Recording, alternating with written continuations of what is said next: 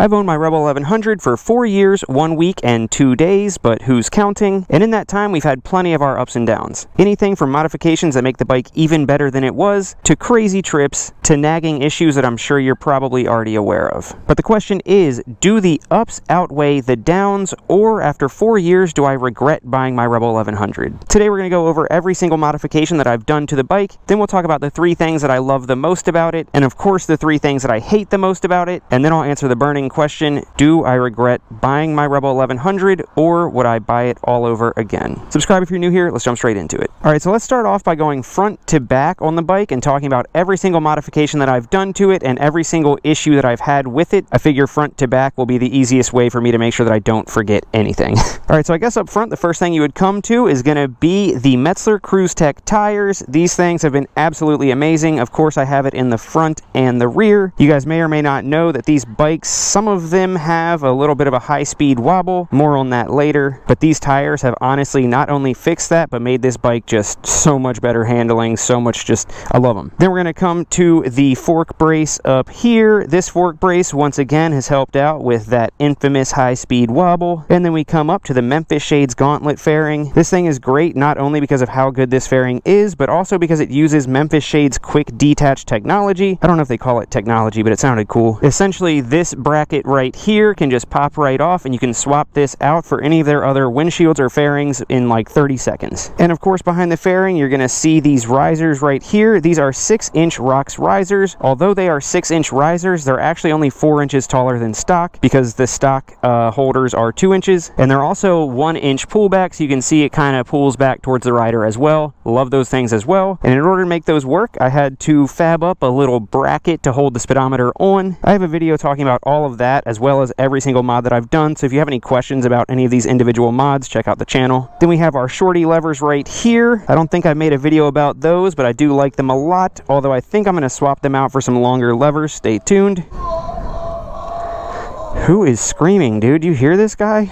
Then we have our Vans Colt grips. I love these things. We run them on most of our bikes. Some bar end mirrors to clean things up. And then these little mirror delete things right there to clean things up once you take the stock mirrors out of those positions. Got the quad lock wireless charger. This thing is honestly a godsend for trips like this especially. This thing wirelessly charges your phone as you ride, and your phone can snap on and off super simply. Then we'll come down a bit, and you can see that we have the Burley brand radiator cover here. This is metal versus the stock plastic one, super heavy duty. The Burley brand frame sliders here, and of course the fog lights attached to the sliders. You guys know these things are incredible. Without them, I don't know if I could ride at night as much as I do. They are honestly like the sun when they're on. And speaking of Burley brand, we also have their MX style foot pegs, brake lever, clutch pedal, and passenger foot pegs. These things are amazing. The foot pegs from the factory are kind of small, and these are going to give you a lot more area and a lot more grip. Now while we're down here, of course, I'd be remiss to not mention the infamous Rebel 1100 oil leak that comes from that stator wire right there. Again, more on that later. And then I've also personally had some oil and coolant seepage from that weep hole for the water pump right there. Again, more on that later. Next thing that we come to as we move back is this 2-up seat, the eBay Special. I love the way that this thing looks, and it is definitely more comfortable than the stock seat. And of course, it also ties in with the saddlebags. I know we're skipping ahead a little bit, but you can't deny that the diamond stitching of the saddlebags does not go so well with the seat. And the saddlebags are another one of my favorite things that I've done because they're quick detach, they pop right off, and they have handles here, so when you go on trips you can just pop them off and use them just like a suitcase. And then one of my favorite things that I have done to this bike has got to be the Kaufman's exhaust.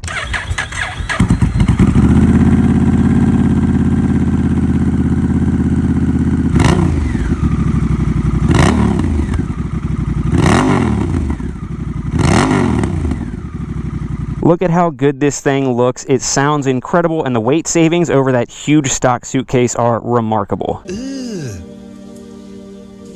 Brother, what's that? And not only that, but Kaufman's is actually the sponsor of this trip and why I'm able to be down here in sunny Georgia filming this. So you're in the market for a motorcycle, and the Rebel 1100 is looking like a heavy contender. I know that because you're watching this video. Picking your next motorcycle is a difficult enough decision on its own, which is why, oh god, is this going to be worth the bit? Kaufman's made the decision so easy as to what exhaust you should get for it. God, I hope that was worth it, because that hurt. A few years ago, before I came to my senses, I was running a different exhaust on this bike, and Kaufman's reached out to me and said, hey, hey, we just designed this new exhaust that we're calling the Thunder exhaust, and we'd love to send you one to replace what you have. And I said, give me one good reason. To which they said, the Thunder exhaust's sleek and streamlined design not only saves you a ton of weight versus the stock exhaust, but also allows for more room for saddlebags than any other high mount exhaust. Although the muffler is small, it packs a punch, still coming with full packing inside of it for that refined sound that you're looking for, and it comes with an included silencer that you can remove for 3 different levels of sound tuning. It's made from stainless steel right here in the US. And did we mention that you get all of that for a price point that's lower than most other exhausts on the market? Bruh. To which I said, that was more than one good reason, but point taken. Let me get that. And the rest, ladies and gentlemen, as they say, is history. This is the best exhaust that I've ever had. And if you're considering getting a Rebel 1100, there is no better choice. Even if you finish this video and decide that the Rebel 1100 is not for you and that you're getting another bike, that's fine. Kaufman's probably makes an exhaust for that bike too. So don't be an idiot. Buy a Kaufman's exhaust for your bike. And if you're feeling frisky, use the link in the description. Shout out to Kaufman's Exhaust for always supporting me and my dreams. Support the companies that support me, and hopefully we can continue doing cool stuff. Oh my God, that one hurts so much worse. Back to the video. Then we come back here to the Burley brand stiletto shocks. These things are honestly one of the top mods that I've done to this bike because they improve the comfort so much. And while we're in this area, I guess it's a good time to mention what is under the seat, and that is the DynoJet Power Commander, which is a piggyback fuel tuner. That thing really smooths out this bike. It's exactly what it needed. There's also the Heeltech Thunderbox, which is what we use to hook up the fog lights. Doesn't get much more simple than that. And of course, we also have the Heeltech Speedo Healer TSD, which gets rid of the 100 mile/hour speed limiter on this thing, which again, more on that later. Then of course, we have the Burley brand sissy bar right here. I forget, I think it's like a 20-inch or 21-inch. I don't know, it's the only one that they offer. This thing is incredible, not only for when I take a passenger, it makes it way more comfortable for Nina because she can just lean back on it, and it's super convenient for being able to attach any sort of bag back here for longer trips. Then coming towards the back end, you can see I have the thumb screw here to hold on the 2-up seat. That makes it super easy to take off this seat on the fly. And of course, the Burley brand fender delete. The factory fender is just hideous and comes down too far. This cleans up the back end and makes it look so much nicer. I can't think of anything that I'm forgetting to mention, but I guess if I could think of it, then I wouldn't be forgetting it, if that makes sense. Is that everything? Was that even pointed at me? I don't know. I am forgetting something. That's right. I have the DNA high flow air filter underneath here. Ignore how dirty the tank is now that you're seeing it up close. There's pollen everywhere here in Georgia. But either way, I have the DNA high flow air filter under here. I did that when I did the Power Commander because the tank was already out of the way. Highly recommend. All right, now that you guys know all that's been done to the bike so far, let's go ahead and hop on it, go for a ride, talk about the pros, cons, and do I regret it? All right, let's start her up. Let the Kaufman's exhaust sing the song of her people.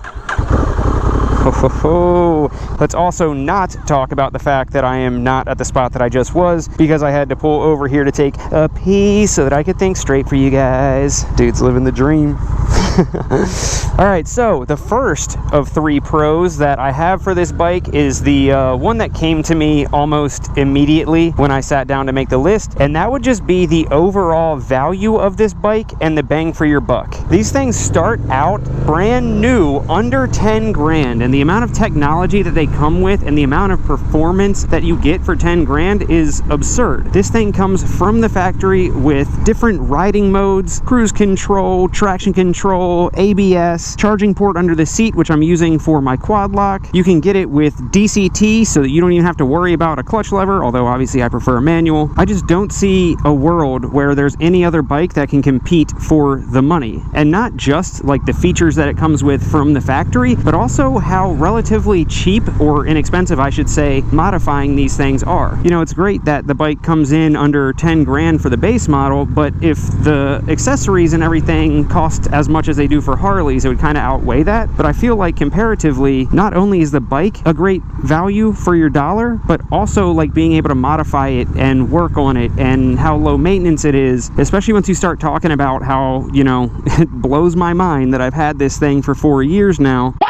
Now that they've been around for so much longer, they're getting easier and easier to find on the used market for, you know, say $6,500 to $7,500. All of this technology and a cruiser that can do everything, which we'll talk about in a second, I just don't see any other world where it makes sense to get anything else because of the value of this bike. Now, speaking of a bike that can do pretty much anything, which I just kind of harped on a little bit, the second pro, the second thing that I love the most about this bike is that it's just the total package. From the versatility of it to the performance to how easy it is to maneuver, it's just the total package. I'm very blessed that between myself and Nina, we have, I think, 6 bikes now. The fact that I even have to try and count says enough. So I'm very blessed to have multiple different bikes that can do different things. But if you're looking for a bike that's going to be your only bike, this bike is that. It is the total package. It is so incredibly easy to use at slow speeds and around town and maneuver. I mean, like, I can come to a stop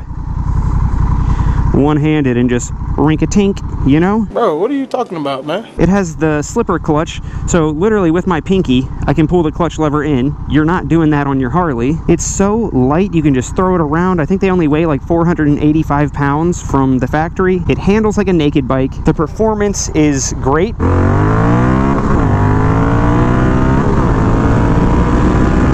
And once you get rid of that speed limiter, I've had this thing allegedly up to, or somebody on this bike has allegedly had it up to 126 miles per hour in no time flat. That's crazy. So it has that punchy power, but still is usable around town. I mean, so flickable. But then at the same time, it's also a bike that you can take on longer trips. You know, I'm not like a big long trip guy, but I've done an 850-mile weekend before, and it handled it like it was nothing. If you want to turn it into like a mini bagger, you can. If you want to turn it into like a club style back road ripper, you can. I just really believe that these things are the total package. All right, now the third thing that I love the most about this bike might surprise some of you guys. It might come out of left field. I mean, the first two things you guys have heard me talk about before. You know, I've always said how great of a value this bike is. I've always talked about how it's just the total package. It's just the best kind of do-it-all bike for the price. But what I think I haven't talked about much before that I really should is that the third thing I love the most about this bike isn't the bike itself, it's the community that comes with this bike. I have never encountered such an incredible community of people. It's honestly mind-blowing. The amount of friends and like-minded people that I have met and made through owning this bike is something that kind of like gets to me a little bit, and I realize that I don't think I've ever really talked about it before. You know, I feel like there's a stigma about sport bike riders that they're this or they're that, and there's a stigma about Harley riders about they're this and they're that, and they act this way and that way. And sometimes that stigma of the community can draw you in, but sometimes the stigma of that community can push you away. Like, I want a sport bike. I want to ride a sport bike, but I don't want to be around sport bike riders, you know? Whereas the Rebel, it's just such a welcoming community. Where are you guys filming? Music video? Hell yeah, I'm making a YouTube video. What's the name of the song that you're doing? I'll plug it. Long still got kicked, bitch, I ride with a new chop. Niggas say smoking Finny. I'ma hop out with that new chop. All these niggas cap. Nigga ain't never saw no shots. You ever heard of Bob Almighty? He had like a viral TikTok song, Front Porch. I think I heard it one time. I was in that music video doing a burnout. Bitch, I'm outside on my front porch waiting for a nigga who just said that he wants smoke. All right, guys, be safe. All right, go check out their music. Go check out Bob Almighty. As I was saying, the community is just so, it's just great. I think I kind of forget. Dude, a Talaria. Put it up. Let's go. Let's go, dude. That's hilarious. That's the same e-bike that I have, but he can ride it better than I can. That sucks. Anyway, my ADHD is making this go off on a tangent, but seriously, the Rebel 1100 community is incredible, and it's just great. All right, now it's fine and dandy that I love all of those things about this bike, but that's not what you guys are here for. What you guys really want to know... What the f***? What you got? Oh, dude, Georgia has the worst drivers. As soon as you hit Charlotte, North Carolina, and down through Georgia is the worst drivers ever. You better lock it up. You better lock it up. No, you lock it up. You lock it up. Lock it up.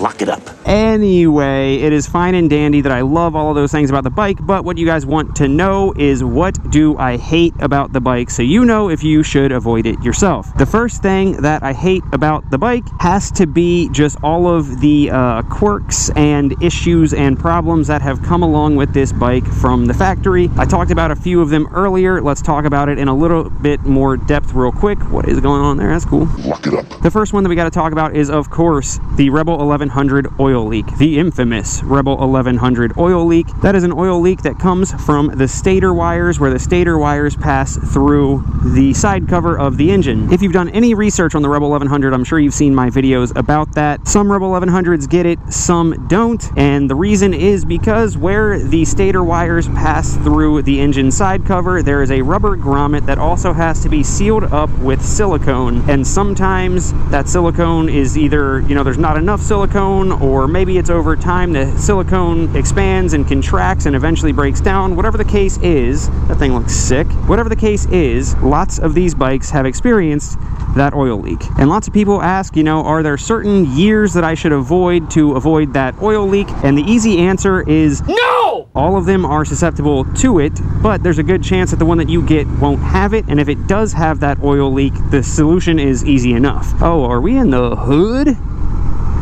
Everything's all boarded up. Realistically, all you do is pop that engine side cover off, clean everything up, and put more black silicone there, and you should be good to go. Yes, the oil leak has predominantly happened on 2021 and 2022 models, but I don't think that has anything to do with the year, because they have not changed anything about it. Unless they have changed the amount of silicone that they put on, you know, the part numbers are all the same, and this is also an issue that has happened on Africa Twins for a while, which share the same engine. I think the reason why it shows more on earlier years is because the bikes have been around longer, so there's more heat cycles and longer time for the issue to arise. I have still seen the issue on 2024 models, 2023 models, etc. Ooh, what's down here? Tourism something or another? The other issue that I have experienced that lots of people, most people have not experienced, is what I was pointing out earlier. The weep hole for the water pump does seep oil and coolant more than I think it should. Honda says that if it has a slow drip or a seep,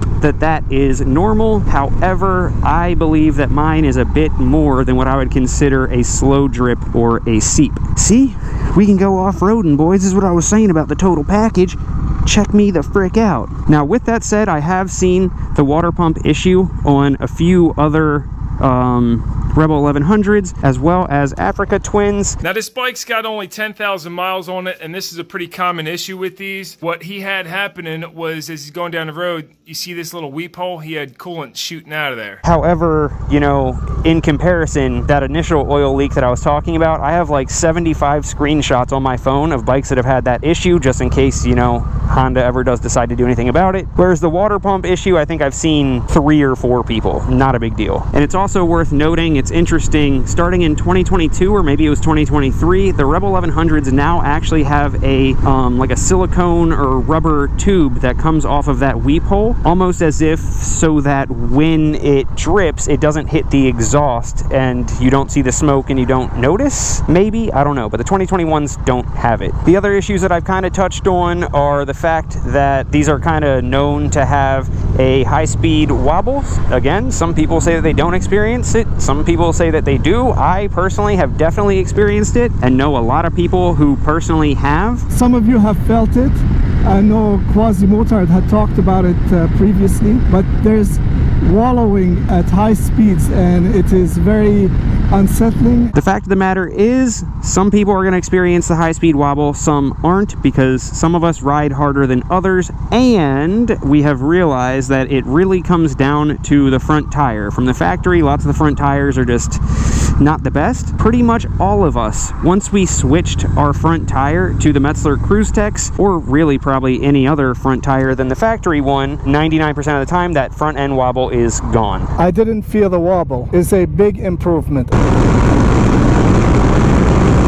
And it's not ever really like cruising at higher speeds that does it. It's when you're at a higher speed and get on the throttle hard, it's almost as if the front end gets just light enough that you get some wobble, which could also be the reason for the final, or no, there's 2 other. The next kind of factory issue is the 100 mile per hour limiter. In the US, these things come limited to 100 miles per hour. You can't go past it. That sucks. Nobody buys an 1100 seat. Yeah, ramp it, dude.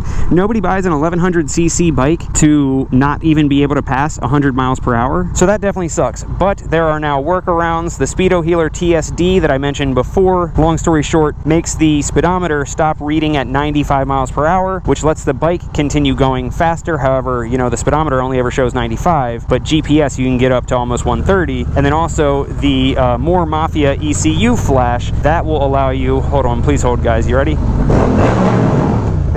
The More Mafia ECU flash, which I do plan to try in the future, does get rid of the top speed limiter and also lets the speedometer continue reading. And the final little thing that kind of bothers me about this bike from the factory is how twitchy that throttle is. The throttle by wire is very, very sensitive on-off throttle unless you're in rain or standard mode. You have to be very precise at slow speeds with the clutch and the throttle, or else it is very herky-jerky. So that is not great. But again, the Power Commander or the Flash fix that. I have no idea where I'm going, but it seems like I have to turn around. I think I took a wrong turn and have to turn around. I have no idea where I am.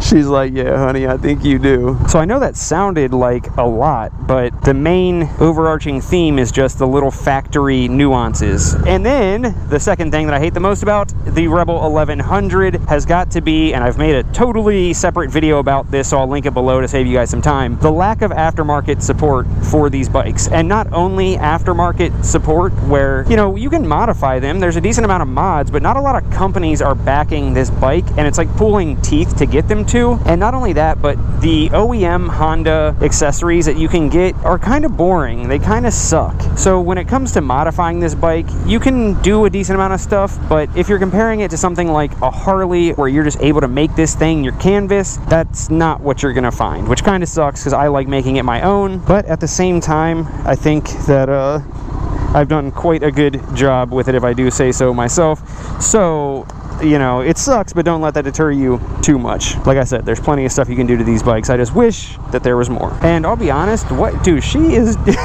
dude, no hands holding the popsicle with your mouth in public is crazy. And that's coming from a guy who ate a gas station hot dog in public the other day. That's wild, dude. Lock it up. And I gotta be honest, when it came time to find a third thing that I hate the most about this bike, I was struggling, and I still kind of am struggling. It was pretty easy to figure out what I loved the most about this bike. The hardest part about that was condensing it into just 3 main categories, whereas this, you know, maybe all the factory issues, you could consider that being multiple different things that I dislike about it, but I think it's one category. For the third thing, I just couldn't really come up with it. If I really had to sit there struggling to, you know, come up with something, I would probably say that the finish on the bike isn't like quite up to what I feel like Hondas are known for. I haven't exactly babied this bike by any means. It's lived outside many a night. It's gotten dirty. It's gotten covered in pollen. It's gotten taken off road. So that could have something to do with it. But, you know, some of the black finishes on the engine kind of have like this weird almost oxidation going on. The header pipe of the exhaust is known for kind of like losing its blackness and turning brown a little bit. Some of the bolts are pretty soft and easy to strip out. The f***ing head of the bolt broke off. So I really had to like nitpick for that, and it's not really anything to write home about. So now that you've heard the things that I love the most about the bike and the things that I hate the most about the bike in the past over 4 years, it's time to answer the burning question: do I regret buying my Rebel 1100? I get asked that a lot because, you know, I make videos being brutally honest about the issues as I'm having them. And the honest to God answer is no, I don't regret buying this bike at all. This is my favorite bike that I have ever owned in my entire life. I've never had a bike that was so much fun. Just, you guys already heard it all. I love this bike. The problems that I've talked about, yes, they might seem like big problems, but the truth of the matter is the negative hits the algorithm better than the positive. So everybody sees the videos that I've made talking about the oil leak and this and that, but the algorithm doesn't push out the rides where I'm having an absolute blast. Even knowing everything that I know now, I would buy this bike again a million times over. If you are on the fence about buying one of these because of the few issues that you've heard about, probably from me, do not let that deter you. This bike is incredible. It is the best bang for your buck bike. It's a cruiser that acts and behaves like a naked bike, or I should say it's a naked bike dressed up like a cruiser in the way that it's punchy and flickable and fun, and it'll jump